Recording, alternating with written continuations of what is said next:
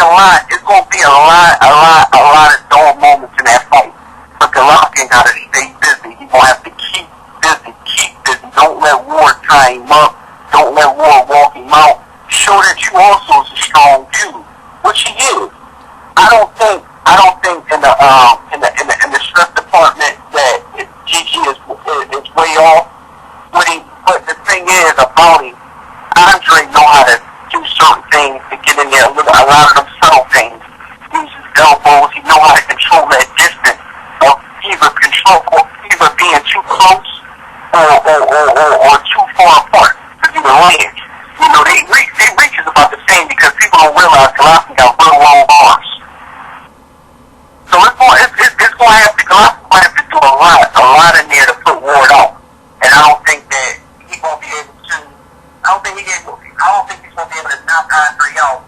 But I do think if he does win, it's going to have to be an accumulation. Like he's pretty much have to break Ward down.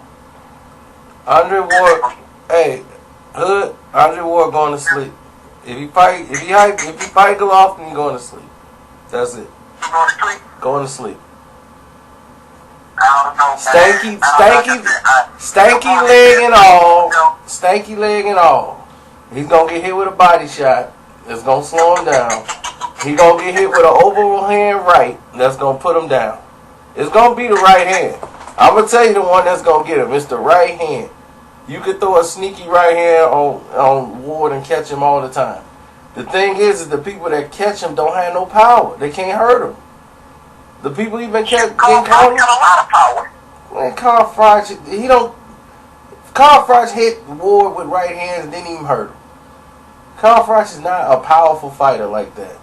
He's not. He's not a powerful fighter. He's not a powerful puncher. Not like Golovkin. If Triple G, but he throws a right hand that's sneaky, which you got to make sure you don't see it coming. But other than that, you smother Froch punches like he did. He hit Ward, but they were all smothered. He ain't had no full extension on it. Golovkin. He don't know. Golovkin's gonna kill that boy if they get in the ring. And HBO want that. HBO want to build Golovkin up and they can have him go in there against Ward, and then they had a big fight, and then Ward's gonna get destroyed, and then they gonna all go back to Golovkin and talk about how great he is. Ward will be kicked to the side somewhere. Let me ask you a question. If Golovkin beat Andre Ward, would you put him in number 2 pound for pound behind Floyd? Nope. Nope. He'll be in the mention of top 10 fighters, but just because you beat somebody, you don't get their spot. It's like putting Ricky down at number 5. You know, but I mean, if you're looking at his body of work, because before that fight, he's gonna have to fight Sergio. Well, yeah, if you got some other people on your resume. Yeah, sure. I mean, your resume dictates to me. I don't look at what you did in that one fight or how that stupid Max Kellerman talking about how you looked in the fight. I'm like, look, you get a W's a W.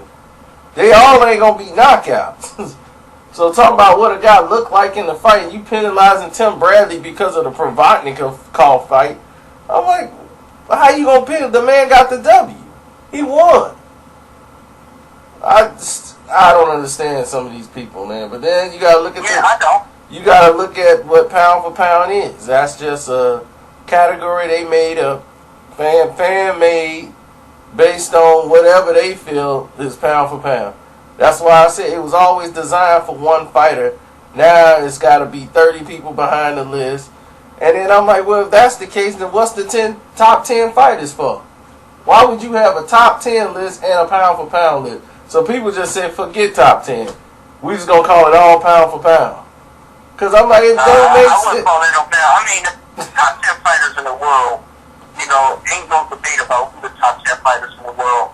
I mean, you really got to say, you know, it's Floyd, number 1, Andre, number 2.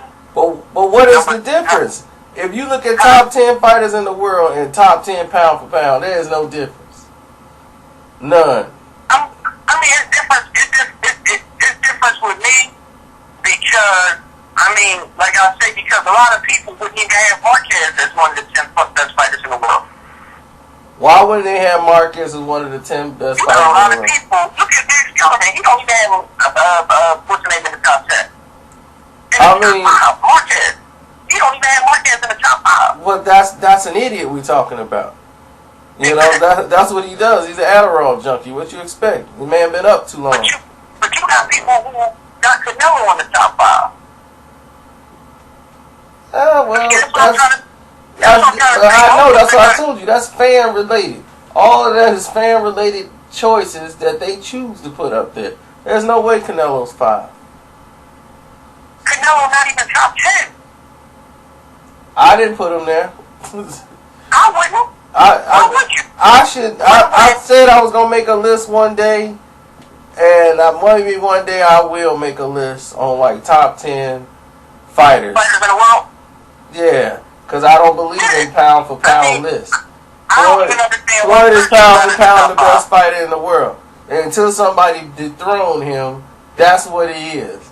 And that's just it. There is no people behind him. Ain't no two whatever. But I mean, I'm being honest with you. I would take Andre Ward out the number 2 spot, and I would honestly put Sergio on there. I mean, that's if you want to be real about it. Andre Ward is not really second. He's not. No, he's not. Sergio is. Sergio.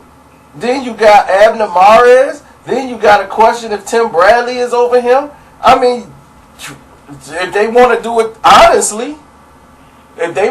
honestly, about resume, you got to look at Devin. If Devin had that one loss to Tim Bradley, but still, that's the Tim Bradley, who's basically ahead of him. Look at Devin's resume. Then I'm like, they gotta really start to look at like, man, these other fighters, man, they resume is strong. But why are we saying Ward is number 2? Because everybody been telling you he's number 2. That's why. There ain't nobody telling you about Abner Mares. They ain't telling you about Tim Bradley. They ain't telling you about them.